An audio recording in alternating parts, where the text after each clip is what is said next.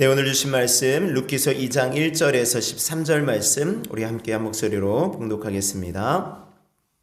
나오미의 남편 엘리멜렉의 친족으로 유력한 자가 있으니 그의 이름은 보아스더라. 모압 여인 룻이 나오미에게 이르되 원하건대 내가 밭으로 가서 내가 누구에게 은혜를 입으면 그를 따라서 이삭을 죽겠나이다 하니 나오미가 그에게 이르되 내 따라 갈지어다 하매 룻이 가서 베는 자를 따라 밭에서 이삭을 줍는데 우연히 엘리멜렉의 친족 보아스에게 속한 밭에 이르렀더라. 마침 보아스가 베들레헴에서부터 나와서 베는 자들에게 이르되 여호와께서 너희와 함께 하시기를 원하노라 하니 그들이 대답하되 여호와께서 당신에게 복 주시기를 원하나이다 하니라. 보아스가 베는 자들을 거느린 사환에게 이르되 이는 누구의 소녀냐 하니 베는 자를 거느린 사환이 대답하여 이르되 이는 나오미와 함께 모압 지방에서 돌아온 모압 소녀인데 그의 말이 나로 베는 자를 따라 단 사이에서 이삭을 줍게 하소서 하였고 아침부터 와서는 잠시 집에서 쉰 외에 지금까지 계속 하는 중이니이다. 보아스가 룻에게 이르되 내 따라 들으라. 이삭을 주러 다른 밭으로 가지 말며 여기서 떠나지 말고 나의 소녀들과 함께 있으라. 그들이 베는 밭을 보고 그들을 따르라. 내가 그 소년들에게 명령하여 너를 건드리지 말라 하였느니라. 목이 마르거든 그릇에 가서 소년들이 길어온 것을 마실지니라 하는지라. 룻이 엎드려 얼굴을 땅에 대고 절하며 그에게 이르되 나는 이방 여인이거늘 당신이 어찌하여 내게 은혜를 베푸시며 나를 돌보시나이까 하니 보아스가 그에게 대답하여 이르되 내 남편이 죽은으로 네가 시어머니에게 행한 모든 것과 내 부모와 고국을 떠나 전에 알지 못하던 백성에게로 온 일이 내게 분명히 알려졌느니라. 여호와께서 내가 행한 일에 보답하시기를 원하며 이스라엘의 하나님 여호와께서 그의 날개 아래에 보호를 받으러 온 내게 온전한 상 주시기를 원하노라 하는지라. 룻이 이르되 내 주여 내가 당신께 은혜 입기를 원하나이다. 나는 당신의 하녀 중에 하나와도 같이 못하오나 당신이 이 하녀를 위로하시고 마음을 기쁘게 하는 말씀을 하셨나이다 하니라. 아멘. 아멘. 예, 오늘 우리가 읽은 본문의 말씀 룻기서 2장 1절에서 우리 13절의 말씀을 읽었습니다. 룻기서 2장의 말씀에서는 알 수 있는 말을 한마디로 표현하자면 만남이라는 거. 만남. 40대 이상이라면 전 국민이 다 알만한 노래가 만남이라는 노래 아닙니까? 우리 만남은 우연이 아니야. 그것은 우리의 바램이었어. 라는 그런 노래입니다.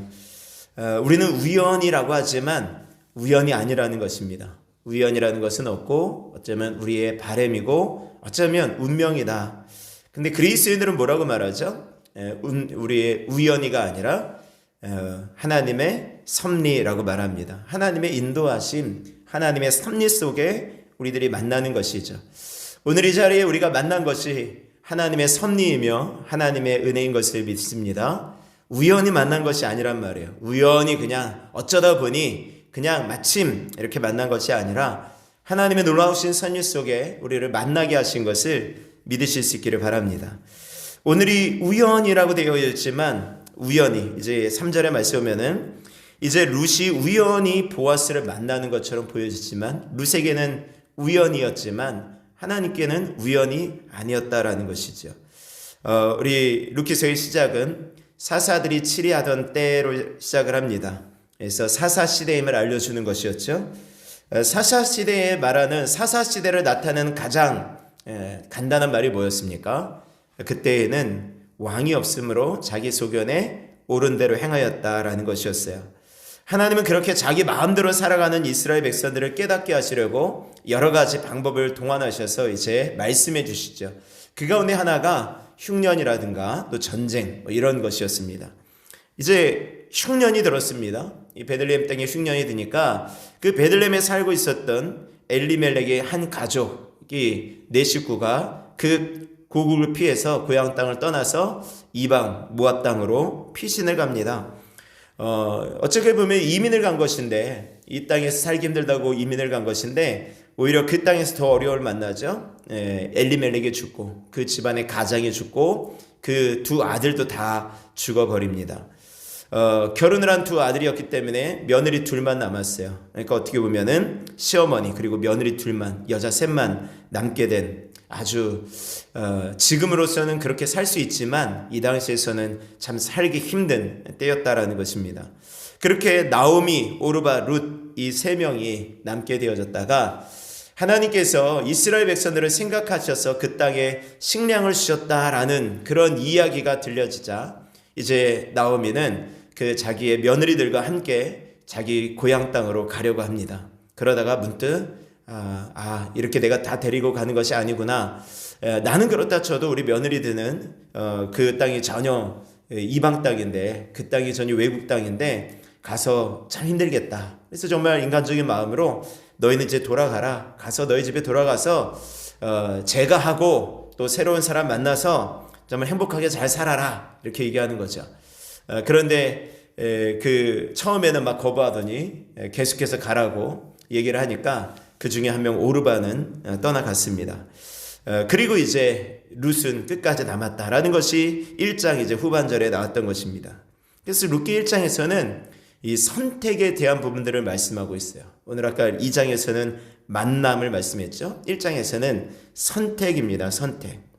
우리가 무엇을 선택할 것인가, 어떻게 살아갈 것을, 어떤 것을 선택할 것인가, 이런 것들은 굉장히 중요한 것입니다. 엘리멜렉이 흉년 속에 자기 고향을 버리고 모압 땅으로 가고자 했던 것도 하나의 선택이었습니다. 반면 룻은 또 오르바는 시어머니 나오미를 버리고 나오미를 떠나서 자기의 고향으로 돌아가는 것도 하나의 선택이었죠. 또 룻도 나오미를 선택했어요. 자기의 고향 땅으로 자기의 친족을 따르지 않고 나오미를 따라서 가는 그런 선택을 했다라는 것입니다. 하나님의 사람이 무엇보다 잘 해야 되는 것이 이 선택입니다. 한 젊은이가 새 은행장으로 선출이 되었어요. 그는 퇴임하는 전 은행장의 사무실로 걸어 들어갑니다. 그리고 은행장님께 조언을 구하는 거예요. 은행장님, 제가 충고의 말을 하나 듣고 싶습니다. 이렇게 어떻게 하면 은행장님처럼 제가 훌륭하게 일을 잘 할 수 있습니까? 이렇게 얘기를 했어요. 그랬더니 그 전임 은행장이 무뚝뚝하게 이야기를 합니다. 그거 딱 두 단어입니다. 좋은 선택이죠. 좋은 선택. 좋은 결정, 좋은 선택입니다. 그러니까 전임 신임 은행장이 고마워하면서 이제 사무실에 나갑니다. 그러다가 또다시 돌아서서 문을 두들깁니다. 그러면서 그런데 내가 내린 선택이 좋은 선택인지 어떻게 알 수 있습니까? 이렇게 얘기를 했어요. 그랬더니 전임 은행장이 말합니다. 그것은 또 한 단어입니다. 경험입니다. 좋은 선택을 한 경험, 그것이 좋은 선택을 할 수 있습니다. 라고 얘기를 한 것이죠. 그러니까 젊은이가 나오다 말고 또다시 은행장 앞으로 갑니다. 또 뭡니까? 묻어요. 그러면 어떻게 하면 제가 경험을 얻을 수 있습니까? 어떻게 하면 제가 좋은 경험을 얻을 수 있을까요? 그랬어요. 그랬더니 그것도 두 단어입니다. 나쁜 선택입니다. 라고 했다는 거죠. 그러니까 좋은 선택이라는 것은 결국은 나쁜 선택 속에서 할 수 있다는 것입니다. 근데 믿는 자의 선택의 기준은 명확해야 되는 것입니다. 물론 그 속에서 내가 선택하고 내가 이렇게 결정하는 그런 부분들이 있지만 믿음의 사람들은요, 우리가 내가 하기에 앞서서 먼저 믿음으로 하는 것이 필요합니다. 믿음의 선택이 필요합니다. 다시 말하면 내가 보기에 좋은 것들을 선택하는 것이 아니라 믿음의 눈으로 선택하는 것이죠.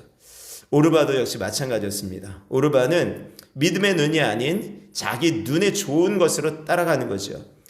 여러분들이 현실적으로 생각한다면 어떤 것이 더 좋은 선택이었을까요? 오르바는 그냥 상황을 한번 생각해 보십시오. 지금 나오미 그리고 오르바, 룻 이렇게 세 명의 여자들이 있어요. 이들을 따라가봐야 나오미 시어머니를 따라가봐야 아무런 소망이 없는 것입니다. 그 땅은 이방 땅이고 자기에게서는 이방 땅이고 아는 사람도 한 명도 없고 그리고 언어도 좀 다를 수도 있고요. 생활 환경이 달라지고 무엇보다 믿는 신이 다른 것이죠. 생활 문화권이 다 다른 것입니다. 아는 사람이 없어요. 그리고 자기는 어떻게 살지 막막한 거죠. 어떻게 살아야 될지 그 땅에서 어떻게 미래가 불분명한 것이에요. 반면에 고향 땅으로 돌아가면 어떻습니까? 친정집이 있는 것이죠. 주변의 마을 사람들이 다 자기를 알겠죠. 어려움 어느 정도 이겨나갈 수 있겠죠. 그리고 여러 도움을 얻을 수 있는 다양한 사람들이 있었을 거예요. 그러니까 현실적으로 생각한다면 오르바의 선택이 맞는 거예요. 당연히 그렇게 가야 되는 것입니다. 그런데 오르바는 그 땅으로 그 믿음의 눈으로 바라보는 것이 아니라 그냥 현실적으로 봐서 나오미를 따르지 않았다라는 것입니다. 그래서 오르바가 잘 됐냐 못 됐냐 이것은 명확하지 않아요. 어떻게 보면 그냥 잘 됐을 수도 있겠죠. 뭐 좋은 사람 만나서 행복하게 잘 살다 죽었을 수도 있습니다. 아무런 어려움 없이 고난 없이 살다가 그냥 죽었을 수도 있어요. 그런데 여러분들 하나님께서 끝까지 기억하시는 사람은 오르바가 아니라 룻이었던 것을 기억하실 수 있기를 바랍니다. 룻이죠.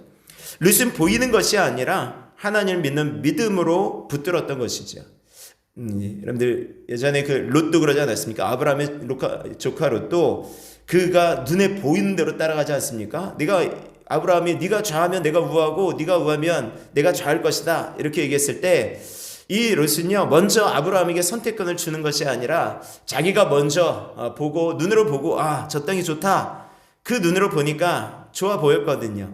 정말 세상적으로 애굽 땅 같았고 또 여호와의 동산같이 아주 풍성한 것이 보였던 것입니다. 미래가 있다, 소망이 있다, 그것을 향하여 갔던 것이죠.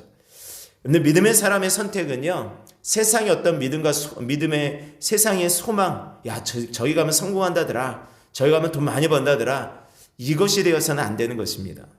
근데 우리의 선택은 언제나 믿음에 가 있기를 원합니다. 직업을 선택하는 것도 마찬가지인 것 같습니다. 직업을 선택하는 것도 우리가 어떤 직업이 돈을 더 많이 벌 것인가, 어떤 직업이 사회적인 명망을 얻을 것인가 라는 것으로 보는 것이 아니라 어떤 직업이 내 믿음을 더 성장시킬 수 있을 것인가 라는 것으로 봐야 된다라는 것이죠. 그것이 믿음의 선택이 중요한 것입니다. 그래 믿는 자의 선택의 방법은 기도여야 됩니다. 기도. 왜 기도하고 선택해야 됩니까? 하나님께 기도하고 선택했다면 그것은 성공해도 성공인 것이고요. 실패해도 성공인 것입니다. 하나님께 기도했기 때문에 그것은 괜찮아요. 실패를 통하여서 분명히 하나님께서 우리에게 말씀해 주시고자 하는 뜻이 있는 것입니다. 근데 기도하지 않고 내가 선택하고 그 속에서 성공했다? 그것은 성공이 아니라 실패이죠. 실패는 당연히 실패인 것이고요. 어디에서 성공과 실패가 차이가 납니까? 기도인 것이죠. 그런데 모든 일에 기도하고 선택할 수 있는 은혜가 있기를 원합니다.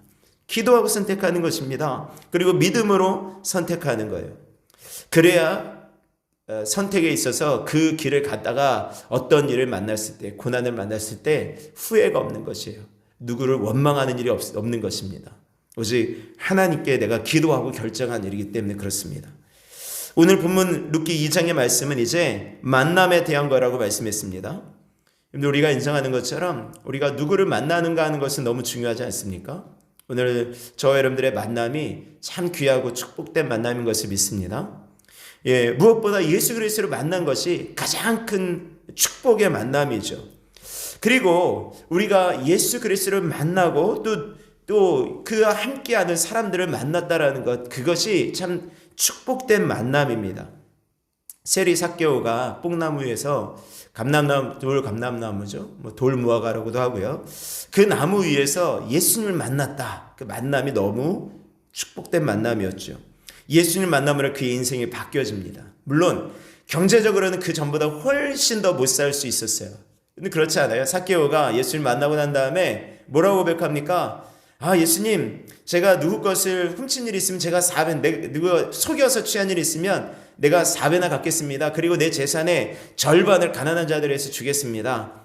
결국은 그냥 다 재산 팔아 넘기겠다는 것이었어요. 예수님 만나고 내 전 재산이 없어지더라도 예수님과의 만남이 그 삭개오에게는 가장 축복된 만남이었다라는 것입니다. 간음 현장에서 죽을 위기에 빠져 있었던 그 여인이 예수님을 만남으로 말미암아 살게 되어졌습니다. 남편을 5이나 두었던 그 사마리아 여인도 예수님을 만남으로 이제 떼약볕에 나와서 물을 길러왔던 사람들의 눈을 피해서 살던 그 여인이 자신 있게 마을에 들어가서 와보라 그리스도다 라고 외치는 그런 사람으로 변화되어졌어요. 바울은 바나바를 만났기 때문에 그 인생의 전도자의 사명을 감당할 수 있게 되어졌습니다. 그 밖에도 성경은 수많은 사람들의 만남을 이야기하고 있어요. 오늘 본문의 말씀에서도 룻과 이 보아스의 만남, 물론 나오미와 룻과의 만남도 너무 중요한 만남이고 축복된 만남이죠. 그것만큼 축복된 것이 또 룻과 보아스의 만남이었습니다. 하나님은 룻과 보아스의 만남을 통하여서 역사하십니다. 오늘 22절, 오늘 1장 22절의 말씀에 보면은 나오미가 모압 지방에서 그의 며느리 모압 여인 룻과 함께 돌아왔는데 그들이 보리추수 시작할 때에 베들레헴에 이르렀더라. 여러분들 1장 22절에서 말씀에는요, 사실은 이 절망과 소망이 교차하는 거예요.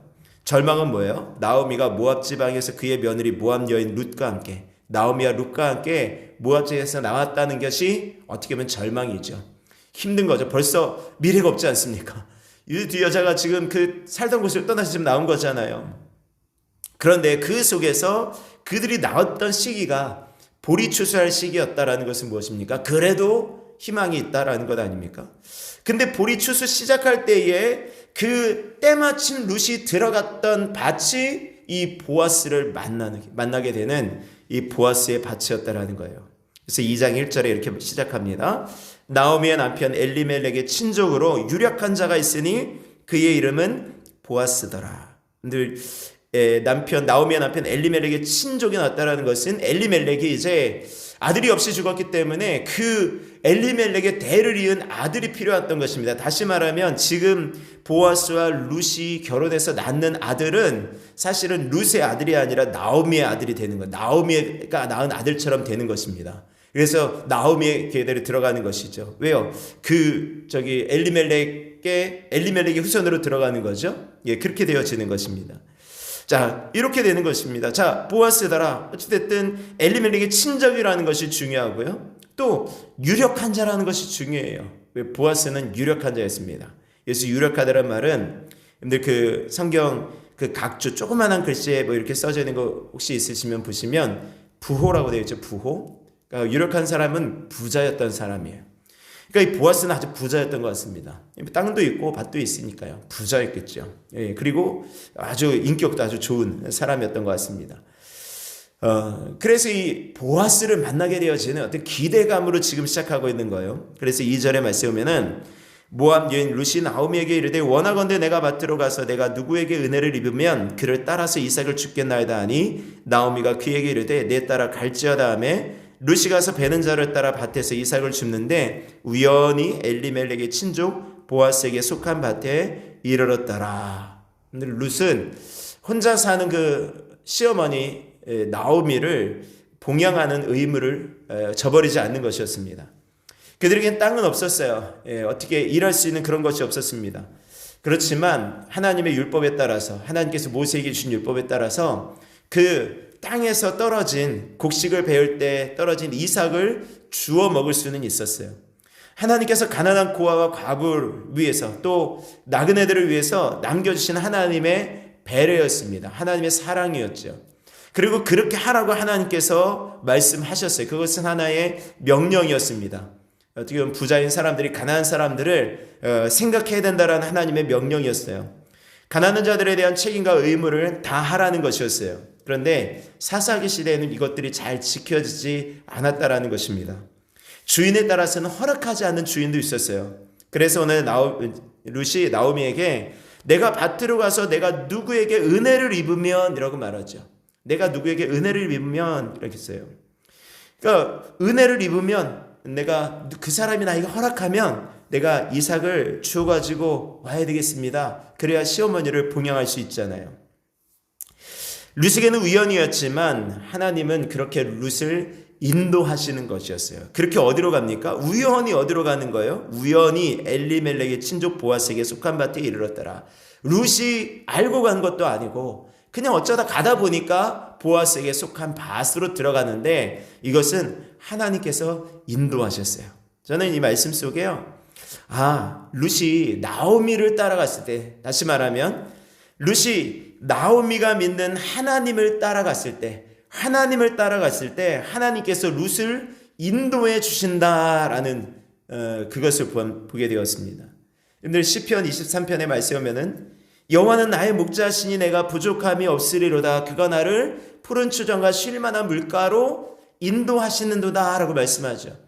하나님께서 우리들의 목자 되시고 우리가 하나님을 믿으면, 오늘 새벽에도 말씀드렸잖아요. 우리가 의롭게 되는 것은 하나님을 믿음으로 말미암아 되어지고, 하나님을 믿는다라는 것은 하나님과 원수되었던 우리가 하나님과 화평한 자가 되어진다라는 것이죠. 그러니까 하나님 편에 서게 되어진다라는 것입니다.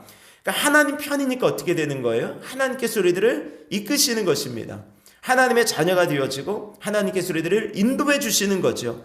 그래서 하나님을 믿을 때 하나님의 인도가 있는 거예요. 하나님의 인도하심. 그래서 어디로 인도하십니까? 우연히 보아스에게 속한 밭에 인도하는 거예요. 그래서 내가 푸른 초장과 쉴 만한 물가, 푸른 초장은 뭐예요? 양들이 먹을 수 있는 곳이고, 쉴 만한 물가는 무엇입니까? 쉬면서 휴식을 취하면서 물을 마실 수 있는 거잖아요. 근데 오늘 룻기서 4장 9절에서 룻기서 2장 9절에서 뭐라고 말합니까? 2장 9절.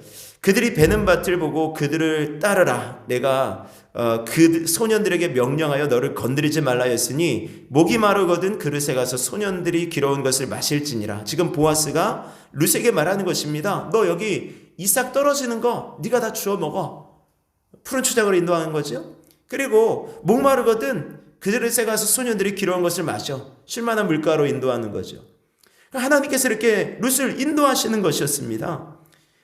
이렇게 하나님 우리를 인도하시고 우리에게 쓸 것들을 풍성하게 채워주시는 것을 믿으실 수 있기를 바랍니다. 우리가 하나님 믿을 때, 지금 당장 먹을 것 없다고, 지금 당장 삶이 어렵다고 여러분들 실망하실 필요 없습니다. 왜요? 하나님께서 우리들을 인도해 주시니까요.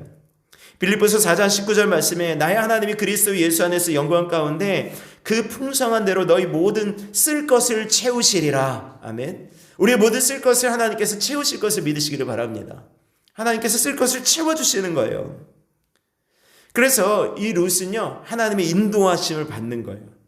하나님의 인도하심. 하나님 믿고 따를 때 하나님의 인도하심을 받습니다. 이렇게 룻은 보아스라는 아주 좋은 또 사람을 만나게 되어지는 하나님의 인도를 받게 되어지죠. 보아스는 어떤 사람일까요? 4절의 말씀에 보면 보아스의 밭에 이르렀더니 4절 마침 보아스가 베들레헴에서부터 와서 베는 자들에게 이르되 여호와께서 너희와 함께 하시기를 원하노라 하니 그들이 대답하되 여호와께서 당신에게 복 주시기를 원하나이다 하니라 라고 말하죠. 보아스가 어떤 사람일까? 오늘 이 짧은 4절의 말씀 속에서 알 수 있지 않습니까? 보아스는 누군가에게 군림하는 사람이 아니었어요. 부호였지만 많은 것들을 가졌지만 겸손하게 살아갔던 사람인 것을 볼 수 있습니다. 여기서 말하는 겸손은 사람들 앞에서 겸손일 수도 있지만 하나님 앞에서 겸손이에요. 하나님의 말씀을 경외하다 보니까 그 삶이 그 속에서 배어 나오게 되어진 거죠. 어떻게 할 수 있습니까? 이삭을 떨어뜨리잖아요. 그 당시에 사사기 시대에 이런 것들이 많이 없다고도 말씀드렸잖아요. 주인에 따라서 이삭을 죽지 못하게 자기 것들을 다 챙기는, 정말 한 톨도 남 줄 수 없어 싹싹이 긁어가는 그런 사람들이 있었던 반면에 이 보아스는 그러지 않았다라는 것입니다. 하나님의 말씀에 따라서 이삭을 줍는 사람들에게 넉넉하게 줄 수 있도록, 오늘 룻에게도 마찬가지로 너 다른 데 가지 말고 여기서 주서라. 그리고 목마르면 우리 물도 마셔라. 이렇게까지 이야기를 하는 것입니다. 그리고 그 사람들, 베는 자들에게, 일하는 자들에게 뭐라고 말합니까? 여호와께서 너희와 함께 하시기를 원하노라 라고 말합니다. 축복하는 거죠. 여호와께서 너와 함께 하시기를 원하노라. 여러분들, 축복된 만남이라는 것은 다른 것이 아닙니다. 하나님께서 우리들에게 복의 권세를 주셨잖아요. 하나님께서 우리들을 복의 근원으로 만들어주신 것을 믿으시기를 바랍니다. 우리가 복의 통로잖아요. 축복된 만남 우리를 통해서 흘러가야 되는 것입니다. 우리가 복을 흘려보내는 거죠. 하나님께서 당신에게 복을 주시기를 원합니다. 하나님께서 당신이 잘되게 하시기를 원합니다. 하나님께서 당신을 성공하게 하기를 원합니다. 우리는 그렇게 복을 비는 사람인 거예요. 우리가 복을 비는 사람이에요. 어떻게 보면 우리가 복을 받아 누리고 꼭꼭 싸매고 우리가 다른데 그냥 복을 누리는 그런 사람이 아니라 사실은 우리는 복을 여기서 그냥 쏟아내는 사람이에요. 하나님께서 주신 복들을 우리를 통해 흘러가게. 그걸 어떻게 흘러보냅니까? 우리의 말로써. 어렵지 않지 않습니까? 어렵지 않잖아요. 우리가 번 것 가지고 막 흘러보내는 그런 것도 물론 좋지만 그거보다 더 좋은 것은 우리의 입술의 권세가 있지 않습니까? 우리의 말의 권세. 하나님께 축복하는 것입니다. 우리의 자녀들을 축복하는 거죠. 넌 잘 될 거다. 하나님 안에 잘 될 거다. 넌 성공할 거다. 넌 하나님께 복 받을 사람이다. 그렇게 축복하고 우리가 만나는 모든 사람들에게 축복하는 거예요. 오늘 보아스가 얘기하지 않습니까? 하나님께서 너희와 함께 하시기를 원하노라 라고 이야기하는 거예요. 하나님께서 너희와 함께 하시기를 원하노라. 그렇게 되면 다가오는 리액션이 뭘까요? 여러분들 가는 곳마다 복을 빌어줬다고 생각해 보십시오. 여러분들이 가는 가게마다 하나님께서 이 가게 함께 하시기를 원합니다. 하나님께서 이 가게 복 주시기를 내가 기도할게요. 하면은 그 가게 주인이 기도하지 마십시오. 이런 가게 주인이 있을까요? 저는 불교이니까 기도하지 마세요. 이런 분들을 제가 보지 못했어요. 대부분이 감사합니다. 감사합니다. 그러지 기도하지 마세요 하고 퉁명스럽게 말하는 사람 없더라고요. 무슨 말입니까? 우리가 복을 주면, 우리가 복을 선포하고 나가면 결과적으로 그들도 어떻게 됩니까? 그들이 대답하되 여호와께서 당신에게 복 주시기를 원합니다 라고 얘기하는 거예요. 아멘이십니까? 네, 우리가 복을 빌어주니까 보아스가 여호와께서 너희와 함께 하시기를 원하노라. 하나님께서 여러분들을 형통하게 하기를 원합니다. 하나님께서 여러분들의 인생 가운데 잘 되어지기를 원합니다 라고 선포하면 그 복이 그들을 통해서 우리에게 그대로 오는 것입니다. 당신도 복 받기를 원합니다. 당신도 하나님께서 복 주시기를 원합니다. give and take잖아요. give and take. 말하는 게 어렵진 않잖아요. 근데 우리는 참 말로서 많이 까먹지 않습니까? 우리 만나는 모든 사람들에게 복 주실 수 있는 애가 있기를 원합니다. 아니, 복을 주는 건 하나님이시고 축복하는 애가 있기를 원합니다. 복을 빌어주시는 거예요. 복을 빌어주는 거. 복을 빌어줄 때 그들이 우리를 복 주는 거예요. 그들이 우리를 복을 주면 어떻게 합니까? 하나님께서 우리들에게 복을 주시는 거죠. 제가 아기들을 좋아하는 이유가 있어요. 아기들은 제가 준 대로 걔네들이 줘요. 그러니까 제가 막 웃잖아요. 그럼 걔네들도 웃어주더라고요. 웬만하면은. 물론 때에 따라서 우는 아이들도 있지만 대부분 제가 웃으면 그 아이들도 같이 웃어요. 그리고 여러분들 해보셨습니까? 아이들 표정 보면서 막 우는 표정 지면 어떻게 합니까? 그 아이들도 뭐 찌뿌찌뿌 하면서 울죠. 그러니까 아이들은 어떻게 보면 우리가 하는 표정 그대로 하는 것입니다. 그러니까 어떻게 보면 무슨 말이니까 사람이 다 똑같다라는 거예요. 결국. 어른은 표현은 안 하지만 어른은 그렇게 얼굴 표정으로 나타나진 않지만 우리들이 말로서 좋은 말 해주고 말로서 축복해주면 그들도 우리들을 축복해준다라는 것이죠. 내가 상대하는 그 사람이 내 삶의 거울인 것입니다. 루카 보아스의 얘기 속에 이제 그 보아스의 모습 속에 보아스가 이렇게 복을 빌어주는구나 라는 것들을 보시고 또 기억하실 수 있기를 바랍니다. 오늘 이 루카 보아스 이야기 속에서요, 제가 두 가지 말씀, 두 가지 어떤 키가 되어지는 단어를 좀 살펴보고자 해요. 하나는 은혜이고 하나는 보답이라는 말입니다. 근데 룻이 이 10절부터 말씀 보세요. 10절. 이제 10절부터 말합니다. 룻이 엎드려 얼굴을 땅에 대고 절하며 그에게 이르되 나는 이방 여인이거늘 당신이 어찌하여 내게 은혜를 베푸시며 나를 돌보시나이까 하니.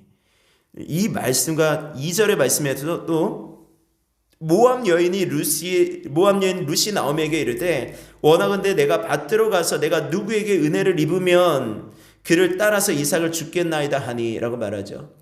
그러니까 모압 여인이라는 말이 나오고 룻도 자신을 가리켜서 이방 여인이라고 말합니다. 그러니까 모압 여인, 이방 여인은 사실은 은혜에서 배제된 사람들이죠. 그러니까 예수님께서도 뭐라고 말씀하십니까? 수로보니게 여인이 이 이방 여인이 와서 예수님 제 딸을 좀 고쳐주세요 라고 말할 때 뭐라고 말합니까? 나는 뭐라고 말씀하셨죠? 자녀들의 떡을 취하여 개들에게 주는 것이 맞지 않다라고 말씀하셨잖아요. 그러니까 그 수로보니게 여인이 맞습니다. 그렇지만 자녀들도 떡에 그 주인의 상에서 내려오는 그 부스러기는 먹습니다. 이렇게 말하지 않습니까? 이방 사람이 그렇게 취급받던 시대였다라는 것입니다. 은혜에서 멀어졌던 사람이었다라는 거예요. 그런데 룻이 지금 얘기하는 것입니다. 은혜를 입으면 당신이 나에게 이런 은혜를 주셨습니다 라고 이야기하는 것입니다. 12절에서도 여호와께서 네게 행한 일을 보답하시기를 원하며 이스라엘의 하나님 여호와께서 그의 날개 아래 보호를 받으러 내게 온전한 상 주시기를 원하노라. 그리고 보상에 대한 거 다시 한번 은혜에 대한 부분입니다. 또 은혜를 베푸시며 13절의 말씀에도 말하죠. 룻이 말하는 것입니다. 룻이 이르되 내 주여 내가 당신께 은혜 있기를 원하나이다 라고 말하잖아요. 은혜 있기를 원하나이다. 여기서 말하는 룻이 말하는 은혜는 무엇입니까? 내가 이 땅에서 당신의 땅에서 이삭을 좀 죽기를 원합니다. 이 수르보니게 여인이 이 부스러기 신앙으로 주님 앞에 응답을 받았다라면 이 룻은요 이 이삭 신앙이에요. 이삭 신앙. 내가 이 이삭이라도 주울 수 있는 이 은혜를 저에게 좀 허락해 주십시오라는 것이었어요. 은혜. 우리는 하나님께 이 은혜를 받는 사람이죠. 왜요? 우리는 구원받지 못할 그런 허물과 죄로 죽었던 우리들 아닙니까? 오늘 새벽마다 로마서의 말씀을 나누고 있는데 가장 중요한 것이 뭐예요? 우리 어떤 행위나 우리 율법적인 모습이 아니라 하나님을 믿음으로 말미암아 은혜로 구원을 받는 것이지 않습니까? 은혜로 말미암아 우리가 구원을 받는 거예요. 우리의 행위가 아닙니다.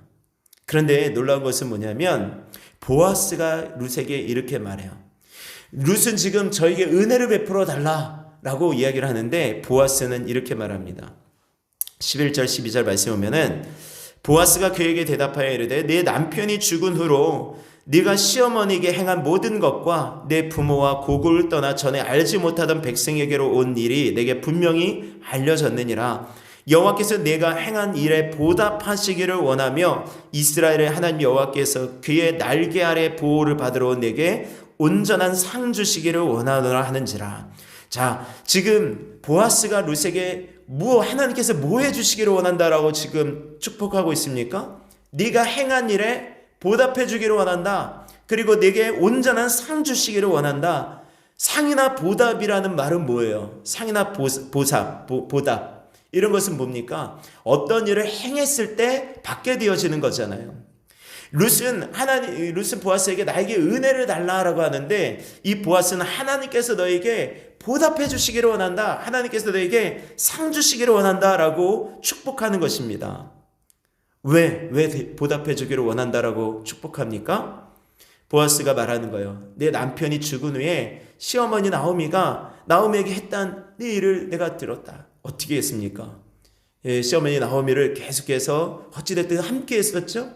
그리고 떠나지 않고 자기의 고향과 친족을 떠나고 나오미를 따라서 오는 것입니다. 나오미를 따라서 왔어요. 그리고 나오미를 먹여 살리기 위해서 지금 어떻게 했어요? 창피를 무릅쓰고 지금 이삭을 주우러 밖으로 나가서 막 일하는 거예요. 얼마나 열심히 일했는지 그 일하는 모습이 보아스 눈에 띄었습니다. 저 여자 도대체 뭐하는 여자야? 누구 여자야? 이렇게 얘기를 한 거죠.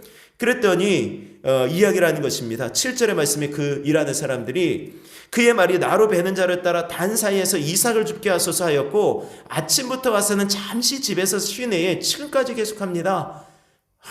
저는 이 말씀이 잠시 쉬긴 쉬었구나 이런 마음이 들었어요. 잠시 집에서 쉬네에는 지금까지 계속하는, 차라리 집에서 쉬지도 않고 계속해서 일하는 중입니다 이랬으면은 조금 더 뭉클했을 텐데 집에서 잠시 쉬네에는 지금까지 계속합니다. 이 말이 집에서 쉬긴 쉬었구나 했는데 곰곰이하는 말씀을 다시 묵상하는 가운데 집에서 과연 쉬었을까? 오늘 집에 지금 일하다 갔어요. 집에 쉴 수 있을까요? 집에 시어머니 나오미가 있어요. 어떻게 했을까요? 종들의 눈에는 룻이 쉬러 간 것으로 봤지만 아마도 지금 룻은요 그걸 이삭을 주어서 그걸 먼저 시어머니를 지금 대접하고 온 거예요. 그러지 않겠습니까? 집에 혼자 있는 시어머니 나오미 지금 상 차려드리고 온 거라고요. 쉰 것이 아니었다라는 거예요. 그러니까 계속 어찌됐든 일을 하는 거예요. 어찌됐든 시어머니, 안전하더나 시어머니 생각하면서 시어머니를 지금 봉양하고 있었다라는 것입니다. 그리고 자기 부모와 내 부모와 고국을 떠나 전에 알지 못하던 백성에게로 온 일이 분명히 알려졌다. 그러니까 하나님께서 너에게 보답해 주시기를 원한다. 너 참 잘했어. 너 참 그거 잘한 거야. 보답해 주시기를 원한다. 그리고 또 하나 중요한 말이 있습니다. 이스라엘의 하나님 여호와께서 그의 날개 아래에 보호를 받으러 온 내게 온전한 상 주시기를 원하노라.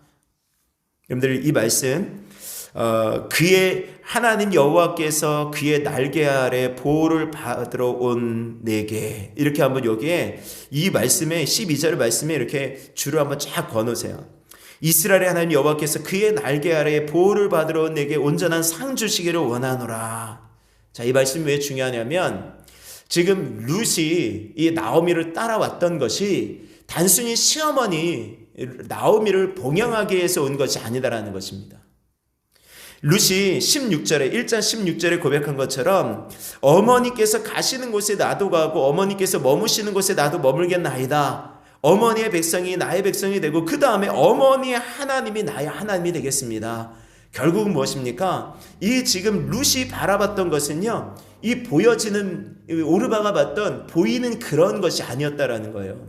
나오미가 믿는 하나님, 나오미가 섬겼던 하나님을 지금 이 룻이 보았다라는 것이고, 그 날개 아래, 하나님의 날개 아래 보호를 받으러 나오미를 따라서 지금 이곳에 왔다라는 것입니다. 여러분들 이것이 중요하지 않습니까? 그러니까 지금 보아스가 그것을 알고 하나님의 날개 아래 보호를 받으러 내게 하나님께서 온전한 상 주시기를 원하노라. 그 온전한 상이 무엇일까요? 온전한 상. 1등, 2등, 3등 그 상입니까? 그것이 아니라 창세기 15장 말씀에 보면은 하나님께서 아브라함에게 말씀하십니다. 아브라함아 두려워하지 말라. 나는 내 방패요 너의 지극히 큰 상급이니라. 하나님이 상인 거예요. 온전한 상이 무엇입니까? 하나님인 거예요. 그러니까 이 룻에게 하나님이 그냥 상이 되어 주셔서 오시는 것입니다. 그 엄청난 상이죠. 하나님이 그냥 룻과 함께 하시는 그 상을 지금 축복, 그 상을 비는 것입니다. 오늘 하나님의 그늘 아래, 하나님의 날개 아래 보호를 받으러 오는 것이에요. 우리가 이 세상 가운데 정말 이제 아까도 잠깐 어떤 유튜브 통해서 말씀을 듣는데 미래에 대한 암울한 이야기를 막 하시더라고요. 결국 뭐냐, 미래는 정말 뭐 앞으로 금리가 어떻게 되고 경제는 어떻게 될 것이고 이제 IMF 때보다 더 어려운 그런 경제 상황이 닥칠 것이다 라고 하는데 결론은 무엇입니까? 우리가 그런 상황 가운데 그래서 미래를 어떻게 준비할까? 내가 돈을 많이 저축해두고 내가 많이 주식에 투자하고 내가 또 어디에 땅을 사놓고 이런 것들보다 더 중요한 것은 하나님의 날개 아래 피하는 것, 하나님의 날개 아래 보호를 받으러 오는 것입니다. 그럼 하나님의 날개 아래 보호를 받으러 온다는 것이 무엇입니까? 저 십자가의 그늘 아래, 그리고 주님의 날개 그늘 아래 주님 앞에 나오는 것입니다. 그 날개 아래 오는 것이죠. 그래서 하나님의 보호하심을 받는 거예요. 오늘 이 시간 예배를 왜 드릴까요? 하나님의 날개 아래 보호를 받기 위해서 오는 거예요. 우리가 기도를 왜 드리겠습니까? 하나님의 날개 아래 보호를 받으러 오는 것입니다. 우리가 왜 믿음으로 살아가야 되겠습니까? 하나님의 날개 아래 보호를 받으러 오는 것입니다. 전쟁이 일어날 수도 있죠. 앞으로 지난주에 통일학교 제가 이렇게 화요일마다 새벽마다 가는 그런 그 모임이 있는데 거기서 오신 강사분이 그렇게 말씀하셨어요. 중국과 미국이 지금 막 이렇게 거의 패권을 이제 다투고 있는데 거기서 이제 중국이 미국을 앞서는 그 순간에 아마 전쟁이 일어날 수도 있다라는 그런 이야기를 하더라고요. 그것이 길게는 10년, 짧게는 그보다 더 짧게 보시더라고요. 전쟁이 일어날 수도 있죠. 그러나 전쟁도 하나님께 속한 것이에요. 그 모든 미래, 우리들의 모든 암울하건 찬란하건 모든 미래, 그 모든 미래는 하나님께 있는 것입니다. 우리들에게 있는 것이 아니죠. 단지 우리는 어떻게 한다고요? 지금 하나님의 날개 아래 보호를 받기 위해서 피하는 것입니다. 하나님의 날개, 예배의 날개 아래, 하나님 기도의 날개 아래, 찬양의 날개 아래, 여러분들이 그 속에서 안식을 누리고 그 속에서 하나님을 바라봄으로 더 하나님께 가까이 나아갈 수 있는 복된 삶이 되실 수 있기를 주의 이름으로 축원합니다. 하나님의 가장 큰 상급이신 거죠. 우리 시간 찬송 드리시고 우리 기도하겠습니다.